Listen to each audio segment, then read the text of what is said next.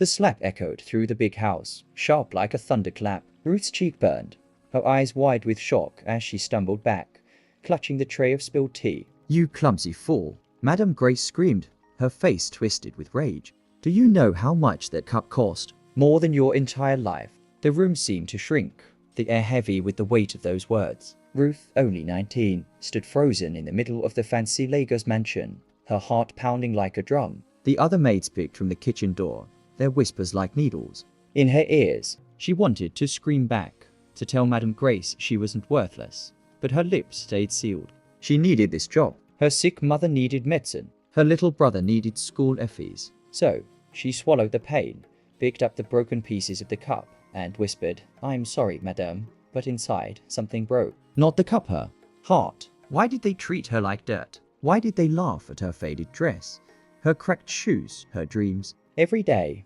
Ruth cleaned the floors of this rich family's house, watching their perfect lives, big cars, shiny clothes, loud parties while she scrubbed away her own hopes. But deep down, a tiny spark flickered. She wasn't just a maid, she was more. And one day, she'd show them.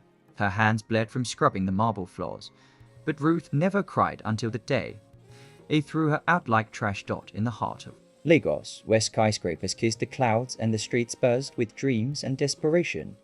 Ruth, a young maid, worked for the Johnsons, one of the richest families in Victoria Island. Their mansion gleamed with chandeliers, and their cars sparkled under the sun, but their hearts, cold as the tiles Ruth polished every dawn. She was only 16 when she started. A village girl with big eyes and bigger hopes. Her mother had died, her father was a drunk, and her siblings needed food. So, Ruth left her small town, carrying nothing but a worn-out bag and a heart full of grit. The agency sent her to the Johnsons, promising a better life, but what she got was endless work and cruel words.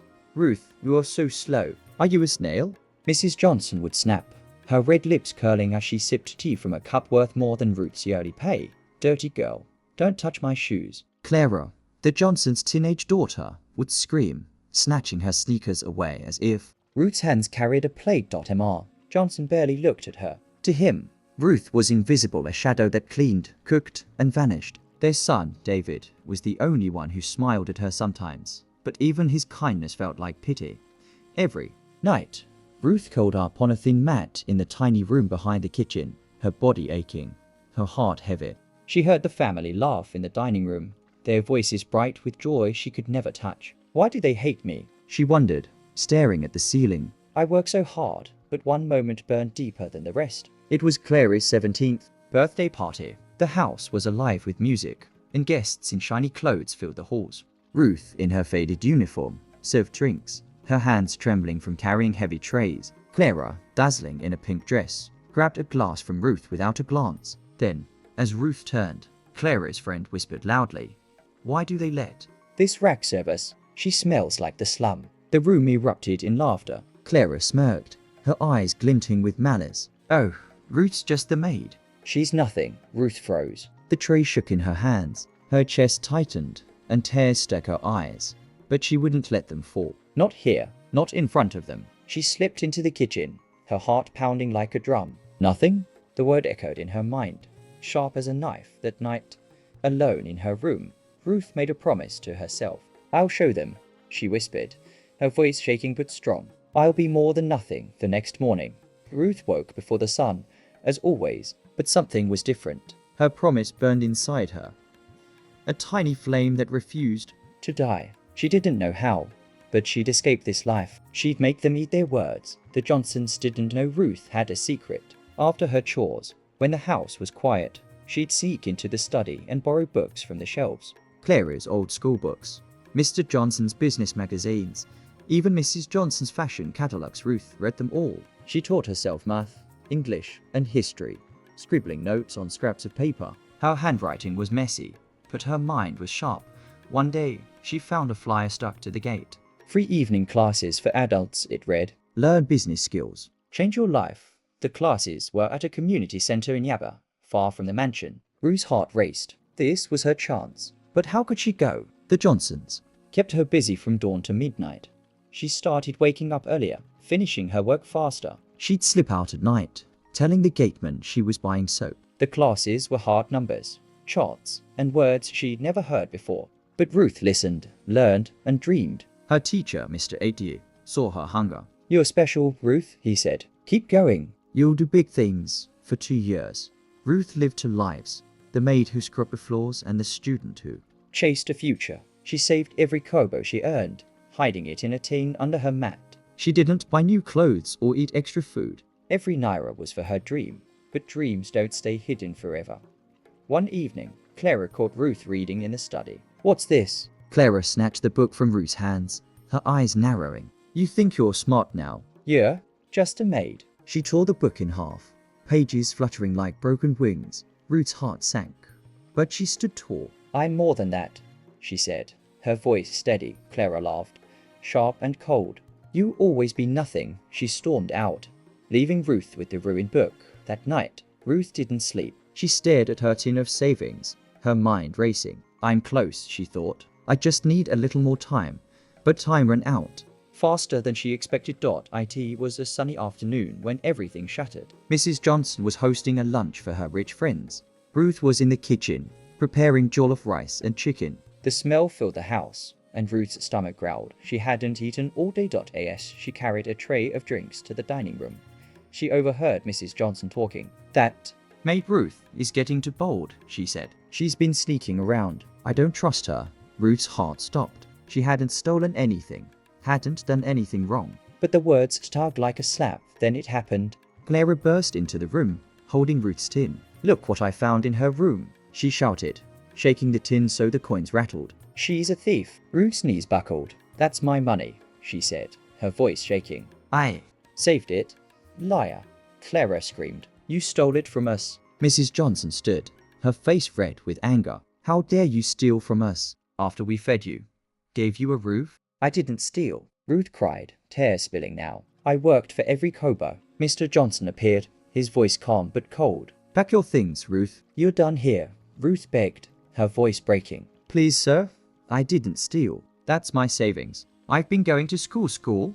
Clara laughed, tossing the tin on the floor. Coins scattered, glinting like tears. "You? A maid going to school?" "Don't make me laugh." The guests stared, whispering. Ruth felt their eyes like needles. She wanted to scream, to fight, but she was alone. No one believed her. That evening, Ruth was thrown out. The gateman handed her a small bag with her clothes. His eyes sad. "Sorry, Ruth," he whispered. She stood outside the mansion, the gate slamming shut behind her. The tin was gone, her savings stolen. Her dreams felt crushed, like dust under her feet. But as she walked away, the flame in her heart flickered. "I'm not done," she thought. "I'll show them all."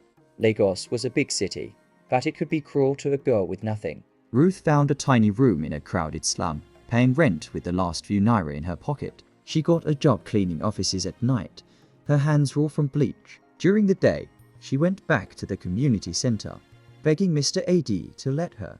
"Keep learning. You're strong, Ruth," he said. "Don't let them break you." She didn't. She studied harder, worked longer. She learned about computers, business, and marketing. She started selling small items, soap, biscuits, anything she could afford at the market. Every kobo went back into her business. Slowly, her table grew bigger. People noticed her smile, her hustle. They bought from her, trusted her. Years passed. Ruth's small business became a shop, then 2 shops, then a company. She sold clothes, shoes, and bags, all made by local women she hired. Her name spread across Lagos. Ruth wasn't just a trader anymore, she was a boss. A millionaire daughter T25. Ruth stood in her office, a glass building in Ikoyi, looking out at the city. Her heart was full, but a piece was missing. She hadn't forgotten the Johnsons. Their words still echoed. "You're nothing." One day, her phone rang. It was Mr. AD. "Ruth, someone's asking for you," he said, his voice strange. "It's about the Johnsons." Ruth froze. "What about them?" "They're in trouble," he said. Big trouble. Her heart raced. The family that broke her was now begging for help. She could say no, she could laugh in their faces, like they laughed at her. But as she looked at the city below, her empire built from nothing, she felt something else. Not anger, not revenge, something deeper. What would she do? The phone call hung in Ruth's mind like a storm cloud. The Johnsons, the family that crushed her dreams, needed her help. Her heart thumped half with anger, half with something she couldn't name. She stood in her office, the Lagos skyline sparkling outside her window. Her company, Ruth's Empire, was now a name every trader in the city knew. From a maid scrubbing floors to a millionaire dressing the rich, Ruth had built a life no one could have imagined. But the past wasn't done with her yet. She drove to the community center where Mr. AD waited. His face was grim. "Ruth, the Johnsons lost everything," he said. Their business crashed. Debts piled up. They're about to lose their house. Ruth's stomach twisted. She pictured their mansion, The chandeliers, the marble floors she cleaned until her hands bled. "Why me?" she asked. "Why do they think I'll help?" Mr. AD handed her a letter. It was from David, the Johnson's son, the only one who'd ever shown her kindness. The paper shook in her hands as she read. "Dear Ruth, I know we don't deserve to ask. We treated you badly. I am so sorry. My family is broken. We have nowhere to turn. I heard about your success. Please, if you can, meet us." Just once. Her eyes stuck. She remembered David's small smiles, the way he'd sneak her extra food when no one was looking. But she also remembered Clara's laughter, Mrs. Johnson's cruel words, the tin of Coins scattered on the floor. "What do I do?" she whispered, her voice small.mr. AD touched her shoulder. "That's for you to decide, Ruth. You're not that scared girl anymore." The next day, Ruth drove to Victoria Island. The Johnsons' mansion wasn't the same. The gate was rusty, the garden overgrown. Her heart pounded as she knocked. David opened the door. He looked older, thinner, his eyes heavy with shame. "Ruth," he said, his voice breaking. "You came?" She nodded. Stepping inside, the house smelled of dust. The chandeliers were gone, sold to pay debts. Mrs. Johnson sat on a faded couch, her face pale, her hands twisting a handkerchief. Clara stood by the window, her arms crossed, her eyes avoiding Ruth's. Mr. Johnson wasn't there. He'd left months ago, chasing a new life abroad. "Ruth," Mrs. Johnson said, her voice shaky.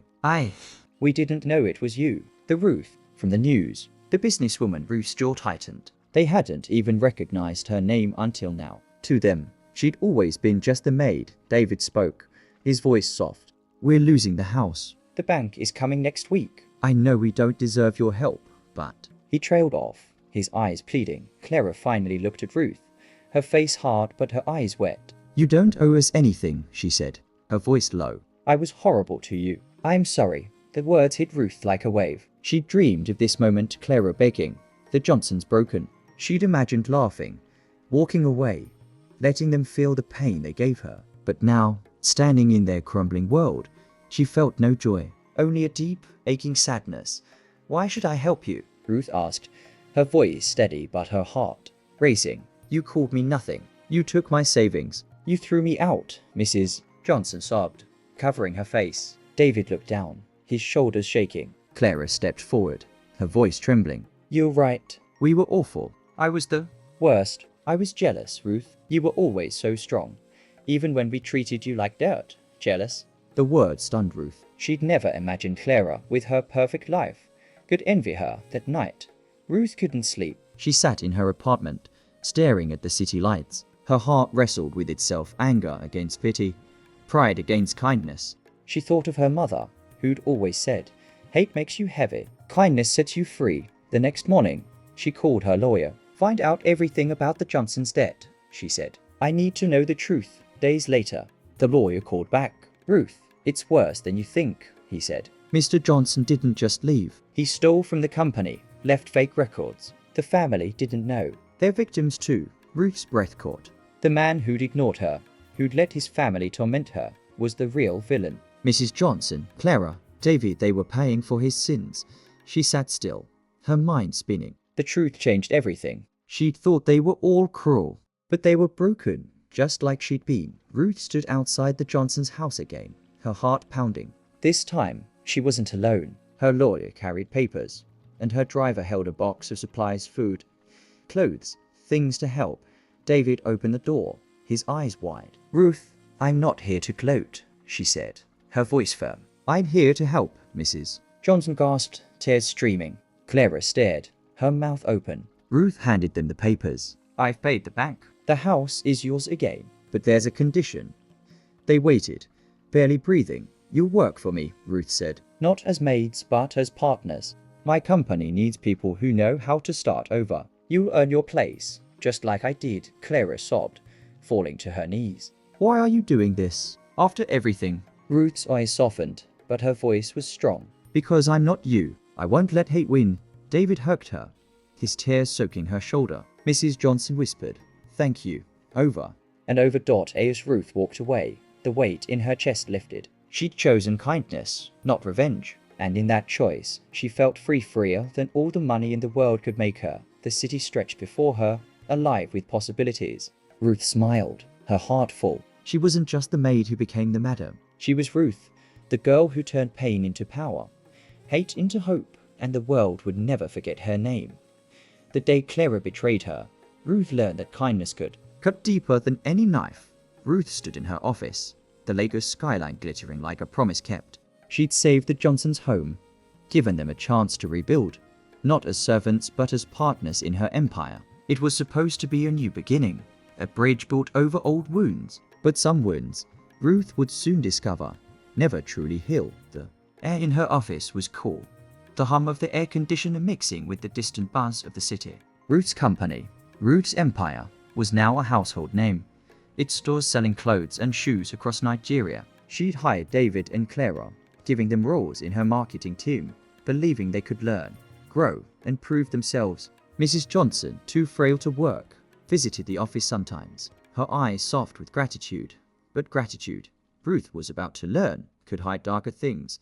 The first weeks were strange. David threw himself into work, his eyes bright with ideas. He'd sketch ads, talk to customers, and thank Ruth every day. "You gave us a chance," he'd say, his voice warm. "I won't let you down." Clara was different. She was quiet, her smiles tight. She'd nod during meetings, take notes, but her eyes darted away when Ruth looked at her. Ruth noticed but pushed the thought aside. She's still ashamed, Ruth told herself. She needs time.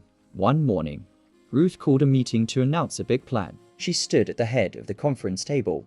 Her team gathered around. "We're opening a new store in Abuja," she said, her voice steady, but her heart racing with excitement. "It's our biggest yet." "I want you all to help make it shine," the team cheered.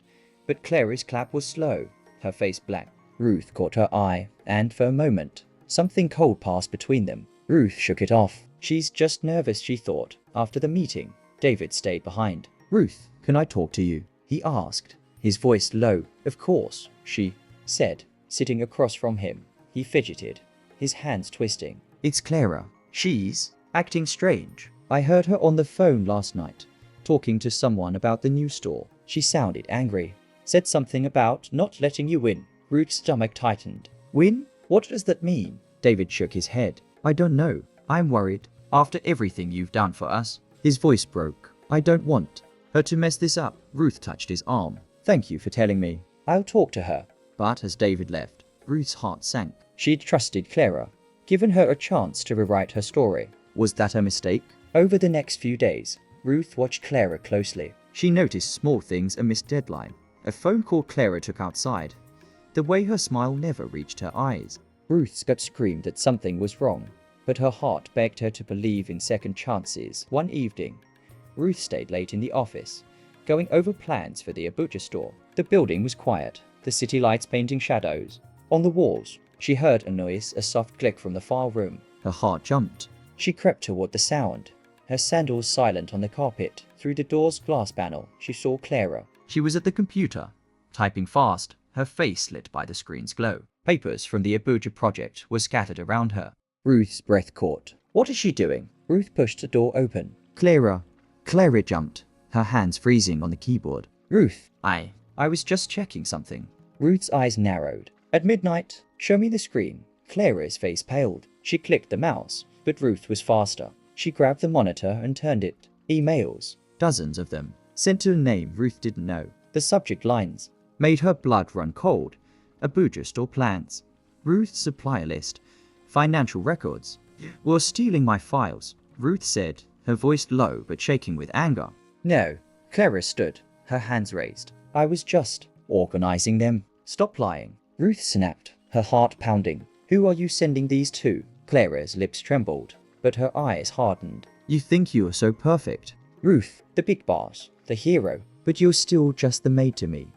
The words hit like a slap. Ruth stepped back, her chest tight. After everything, I saved your family. I gave you a job, and this is how you repay me. Clara laughed. Bitter and sharp. You think you're better than us. You think you can buy our loyalty with your money.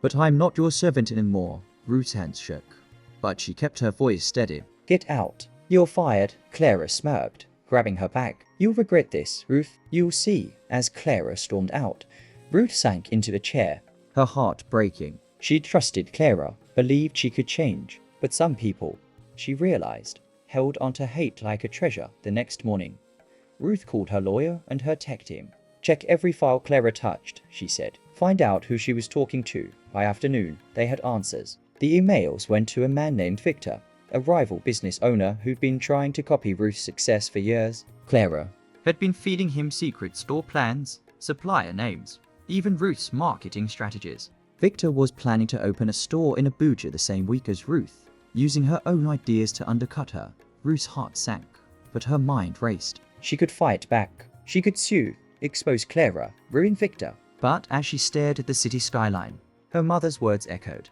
Hate makes you heavy. Kindness sets you free. She made a choice. Not revenge. Not yet. She'd beat them her way by being better. Ruth called her team together. We're moving faster, she said. The Abuja store opens in 3 days, not 3 weeks. Work all night if you have to. We won't let them win. Her team nodded, their eyes fierce with loyalty. David stepped forward. I'm sorry about Clara, he said. I should have stopped her.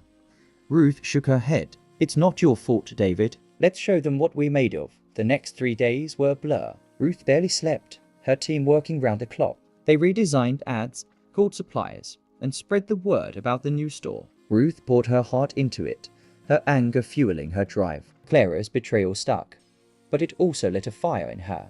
The day of the opening, Abuja buzzed with excitement. Ruth's store was bright with colors, music blasting, and free gifts for the first 100 customers. A crowd gathered, bigger than Ruth had dreamed. She stood at the entrance, her heart pounding, as people cheered her name. But across the street, Victor's store opened too. His signs were flashy, his prices lower. Ruth saw Clara there, handing out flyers, her eyes glinting with pride. For a moment, their gazes locked. Clara smirked, as if she'd already won. Ruth's chest tightened, but she smiled back. Not today, she thought. The day was a battle. Customers flooded both stores, but Ruth's team worked like magic. They smiled, helped, told stories about Ruth's journey. People listened, moved by the tale of a maid who became a madam. By evening, Ruth's store was packed, while Victor's was half empty. David ran to Ruth, his face bright.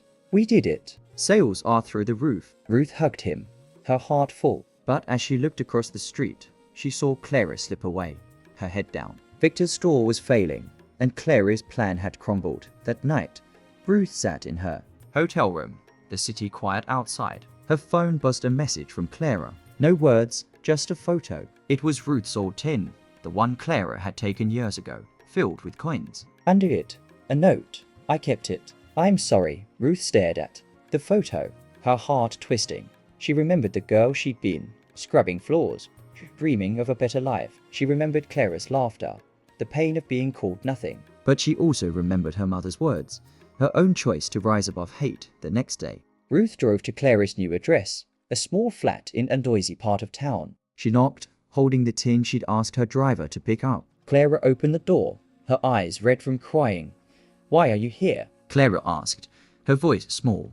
Ruth handed her the tin. This was mine once. It held my dreams. I am giving it back to you not because you deserve it, but because I believe you can be better. Clara's hands shook as she took it. I don't understand. I hurt you. Why are you still kind? Ruth's eyes were soft but strong. Because kindness isn't weakness. It's power. I won't let your hate change who I am, Clara sobbed, clutching the tin.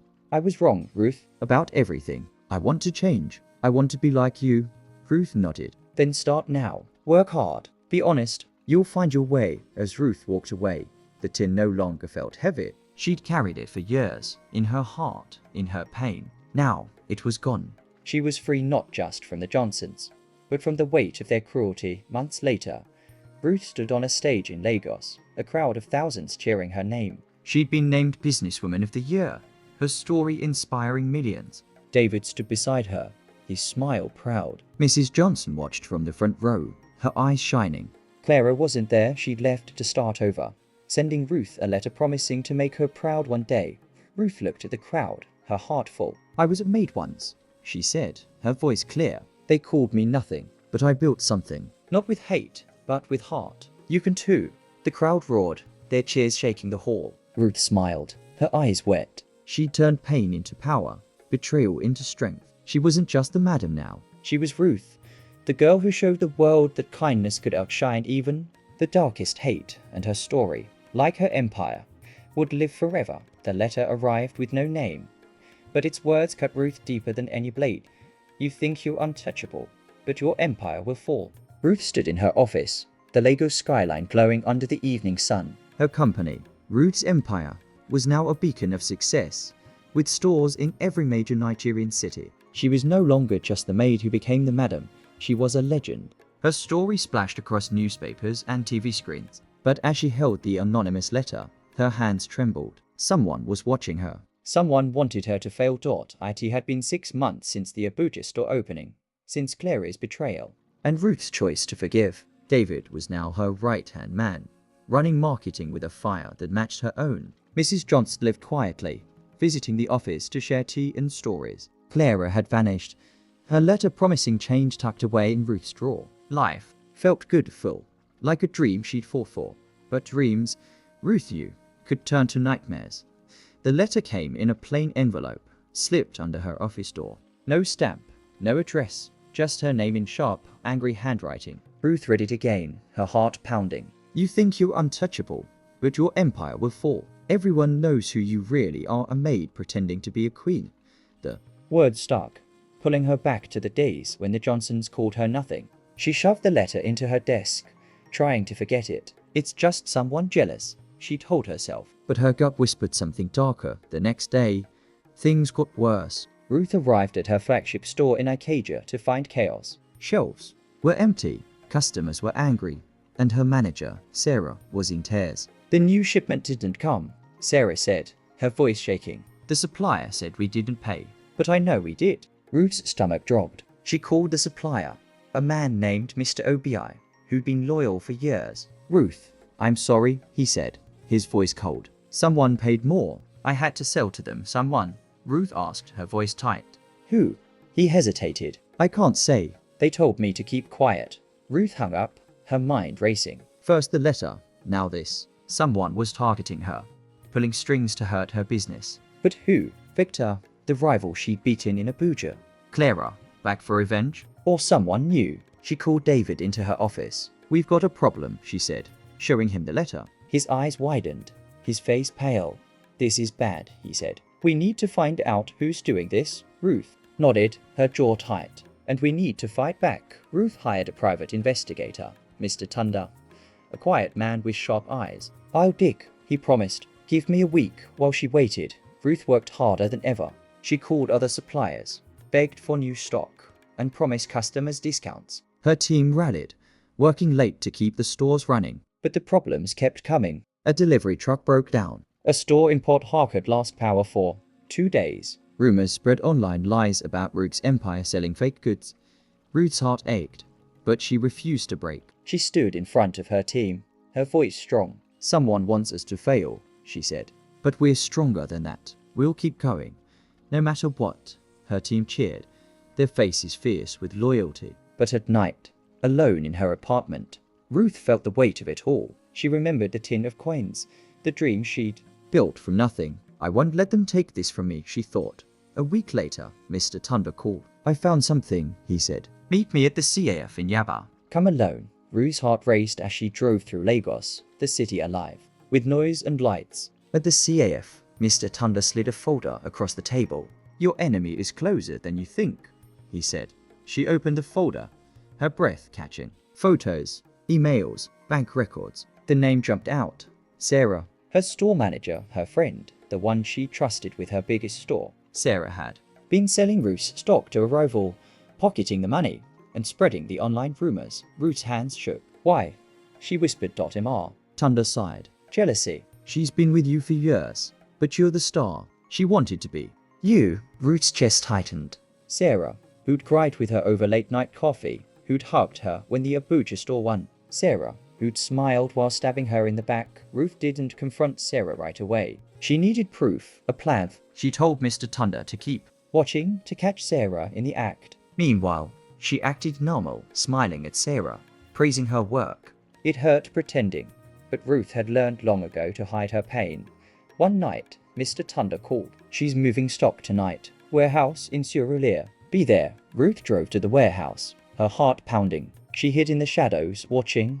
As Sarah met a man in a black car, They loaded Ruth's boxes, her designs into the trunk. Sarah laughed, counting cash, her voice sharp. Ruth thinks she's so smart. She'll never know. Ruth stepped out, her voice like thunder. I know now. Sarah froze. The